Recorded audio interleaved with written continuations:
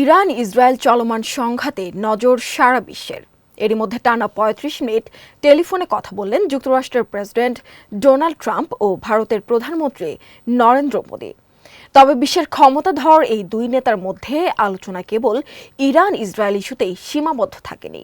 ভারতের পররাষ্ট্র সচিব বিক্রম মিস্ত্রি এক বিবৃতিতে জানিয়েছেন, ট্রাম্প ও মোদি তাদের আলোচনার সময় ইরান ইসরায়েল চলমান সংঘর্ষ এবং রাশিয়া ইউক্রেন যুদ্ধ নিয়ে কথা বলেছেন।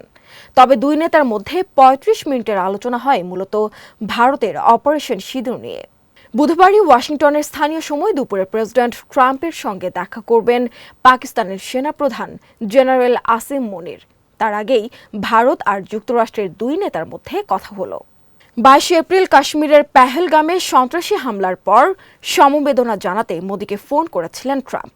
সেদিন তিনি সন্ত্রাসবাদের বিরুদ্ধে তার সমর্থনের কথাও জানিয়েছিলেন। তার প্রায় ২ মাস পর দুই নেতার মধ্যে এই প্রথম কথা হলো বলে জানিয়েছেন ভারতের পররাষ্ট্র সচিব। আরও সংবাদ পেতে চোখ রাখুন প্রতিদিনের বাংলাদেশের ওয়েবসাইট, ফেসবুক পেজ ও ইউটিউব চ্যানেলে। এতক্ষণ সঙ্গে থাকার জন্য ধন্যবাদ।